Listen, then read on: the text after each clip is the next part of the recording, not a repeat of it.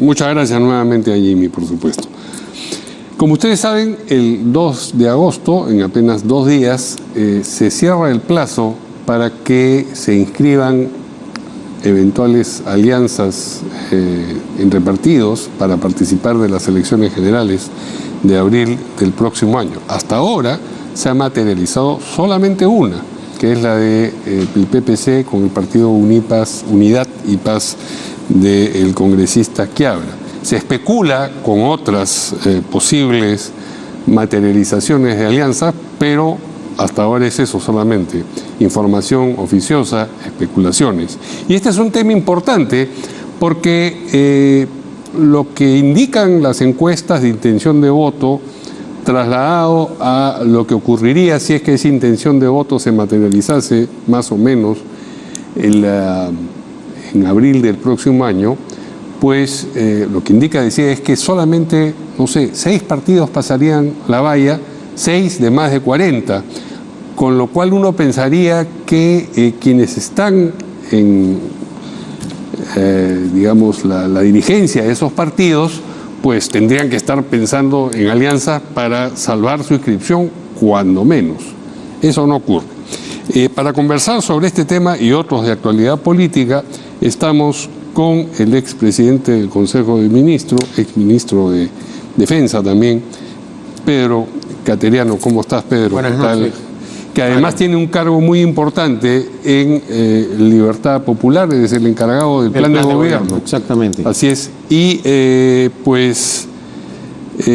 Pedro, el Partido Libertad Popular en un momento estuvo en conversaciones para ir hacia una alianza. Sí, bueno, el partido ha venido a lo largo de los últimos meses teniendo diálogos, no solamente, Mario, con los partidos de presencia nacional, entre comillas. Hemos, por ejemplo, firmado ya un acuerdo muy importante con el movimiento Agua de Ayacucho. ¿Que está inscrito? Estaba inscrito, pero se ha integrado al partido. Para nosotros el tema del agua potable es fundamental. El país viene atravesando por una crisis de suministro de agua potable. 3,5 millones de peruanos no tienen este elemento fundamental para vivir dignamente. Estamos también en conversaciones con otras agrupaciones a nivel nacional que tienen esa denominación de agua, porque el Perú clama por el agua. Por ejemplo, Ayacucho. Ayacucho ya hemos cerrado. No, ya, como han dicho otros. Otros que ya, digamos, no se puede suscribir el pacto desde el punto de vista de una alianza electoral, pero sí de trabajo, de aspectos de candidaturas regionales, municipales. Sí. Bueno, a estas alturas, ¿es razonable decir que ustedes van a ir solos a las elecciones? Es lo más probable, ¿no? Bueno, nosotros hemos hecho el esfuerzo, hemos asistido a los diálogos, hemos participado en distintos eventos, pero creemos que las alianzas deben hacer en base a acuerdos programáticos, a iniciativas gubernamentales, a proyectos a llevarse adelante y no en base a candidaturas forzosas o cuotas, 30% o 33% para la Cámara de Diputados, para el Senado, para las municipales, para las regionales. Todo debería resolverse en elecciones internas. Bueno, de la alianza, digo. O ponernos de acuerdo en un mecanismo también, ¿no es cierto? Bueno, ese mecanismo puede ser la cosa. Es el mecanismo, pero, por ejemplo, podría haberse pactado que cada Congreso Nacional o Asamblea de cada partido apruebe, ¿no? No ha sido fácil, ha habido la intención, pero vemos que esto prácticamente ha ocurrido con las distintas agrupaciones, ¿no? Ustedes estaban en conversaciones con estos dos partidos que finalmente han labrado su alianza, PPC y sí, hemos tenido conversaciones. Y también con Fuerza Moderna de la señora Molinelli. Exactamente. Y con el partido que encabeza, que lidera Carlos Spa. También. Ustedes tres, quiero decir, esas dos agrupaciones y Libertad Popular, no siguieron en este esfuerzo por lo de la candidatura de pie forzado que querían. A ver, una vez que... pero esa fue la razón para desistir. Bueno, entre otras cosas. Pero Sí hemos tenido posteriormente conversaciones con el partido de Fiorella Molinelli, hemos tenido diálogos también con Carlos Spa. ¿Y qué ha pasado? Pero no hemos llegado a acuerdo, que es lo acuerdo. ¿Cuáles han sido las trabas para esos acuerdos, dirías Bueno, tú? yo directamente no he participado. Pero estás informado. Estoy pues. informado, Sí. pero fundamentalmente lo que te acabo de mencionar. Que también había candidatos forzosos. No.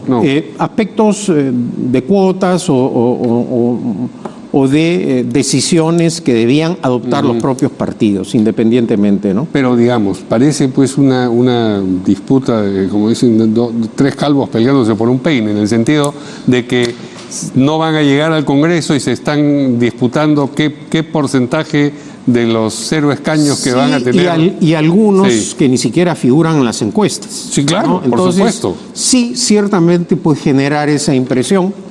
Creo que en el fondo hay, en muchos de los candidatos presidenciales, no que quiero generalizar tampoco, ¿no? Pero si Fujimori llegó y Pedro Castillo llegó, ¿no? Claro, es como comprarse un guachito. Sí, bueno, vamos a jugar a la lotería. Creo que eso no es serio. Sí. Por esa razón, nosotros planteábamos acuerdos programáticos, ideas, bases, y eso no prosperó. ¿no? ¿Y los preocupa la posibilidad de no pasar la valla? Bueno, es una realidad, ¿no? Es una realidad para cualquiera de los partidos inscritos. Estamos trabajando. Sin duda. No prima el pesimismo y creemos naturalmente que con esfuerzo y trabajo podemos revertir la situación, naturalmente, ¿no? Pero no van a decir, no, esas encuestas, nosotros no creemos en las encuestas, las verdaderas encuestas es cuando caminamos por la calle y la gente nos saluda calurosamente. Ni tampoco, sí. Mario, si perdemos las elecciones, vamos a decir que hubo fraude. Bueno, depende cómo sea. La verdad. En democracia, no, porque en democracia hay que saber ganar y saber perder. Por supuesto. Y entonces, estamos viviendo una anomalía democrática y constitucional. Esa es la realidad, ¿no? Entonces, hay que sumar esfuerzos para restituir el Estado de Derecho, la plena vigencia del orden democrático y constitucional, y que no nos acostumbremos a tener gobernantes y parlamentarios que violen impunemente la Constitución como si no pasara nada, ¿no? Yo creo que es sumamente grave que digamos, por ejemplo, no, ya la ley está aprobada, no importa que la señora Boluarte viaje. Es una ley inconstitucional que viola la Constitución, que establece que cuando el presidente sale al exterior, encarga el despacho al vicepresidente. Este Congreso simplemente no le ha dado la gana de reformar el amparo del Tribunal Constitucional, ¿no? Con el aval del Tribunal Constitucional, entonces claro que sí. Digamos, con el silencio del Tribunal Constitucional. Creo que el asunto fue consultado expresamente. Pero digo un silencio cómplice en la primera etapa, ¿no? Entonces, yo creo que eso es sumamente grave. Tampoco resulta, desde el punto de vista del Estado de Derecho, que digamos, bueno, no respetemos el tratado internacional, violémoslo. Esto en referencia a la Corte Interamericana de Derechos Humanos. El Perú accedió a la justicia supranacional cuando se aprobó la Constitución de 1979. Esa fue una decisión libre y soberana del Estado peruano. Posteriormente, con la actual Constitución vigente, se ratificó la presencia del Estado peruano dentro del sistema interamericano de justicia. Entonces, si nosotros voluntariamente hemos entrado a la justicia supranacional, tenemos que respetar esos tratados y compromisos internacionales, porque solamente los países primitivos, desde el punto de vista democrático, violan los compromisos internacionales. Ahora, ¿entiendes tú que la Corte Interamericana, cuando no se ha agotado la vía local, puede indicar que el Perú deba suspender el trámite de una ley? No puede suspender el trámite de una ley. Indica que debe suspender cuando no se ha agotado la vía nacional.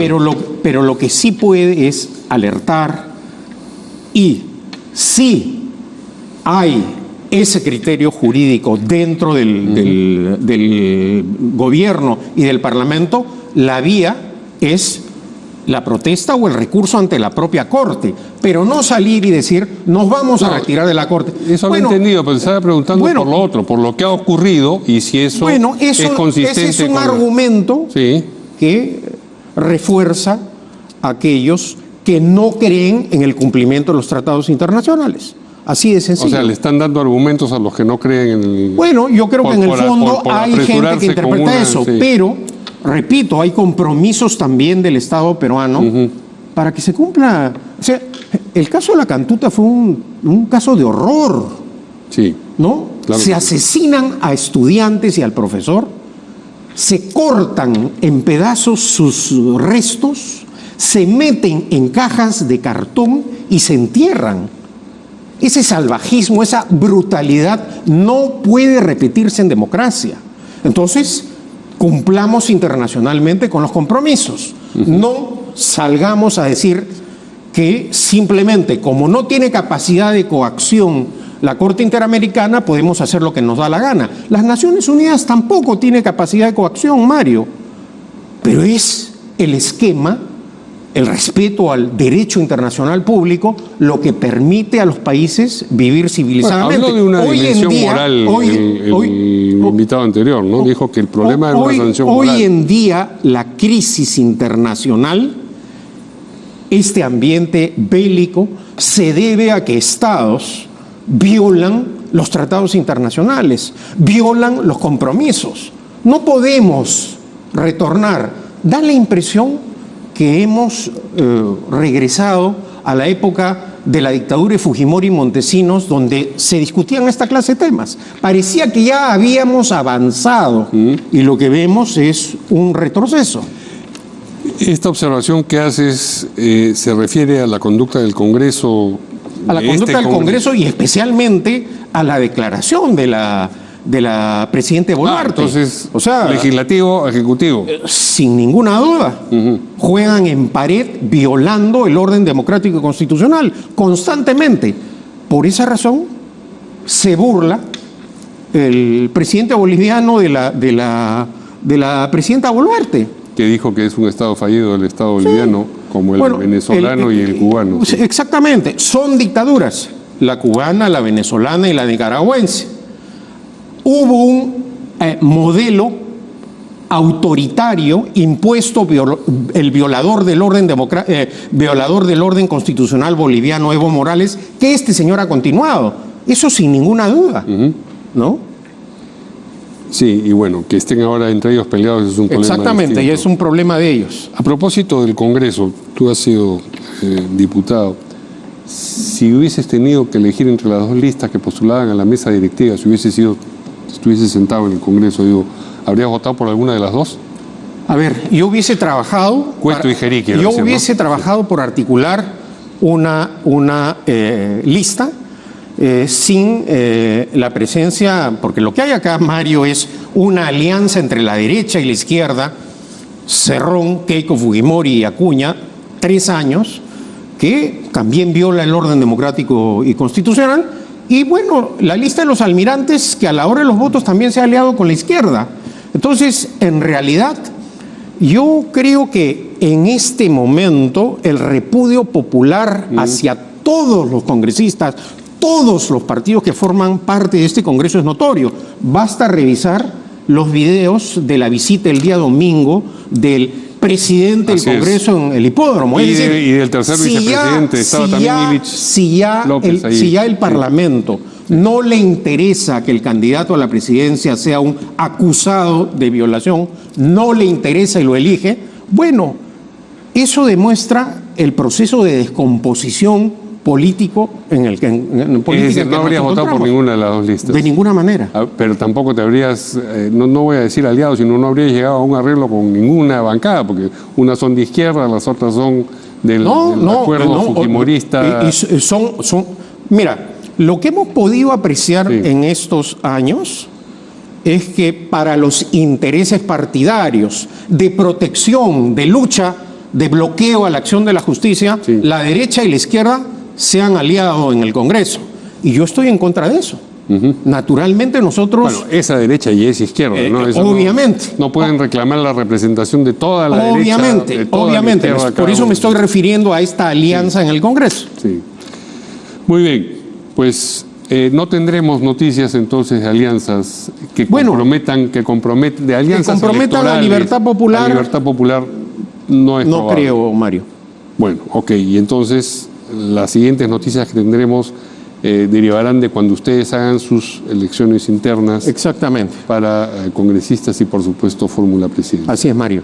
Pues muy bien, muchas gracias a Pedro Cateriano, expresidente del Consejo de Ministros, responsable del Plan de Gobierno de Libertad Popular, por acompañarnos aquí en Portada. Pero ya que Pedro se ha referido a lo que ocurrió en el hipódromo cuando cuando asistieron al clásico, creo que se llama Independencia, en el hipódromo, el nuevo presidente del Congreso, el señor José Gerí, y el tercer vicepresidente que estuvo acá ayer, el señor Illich López, la pifia que recibieron, no sé si tenemos las imágenes.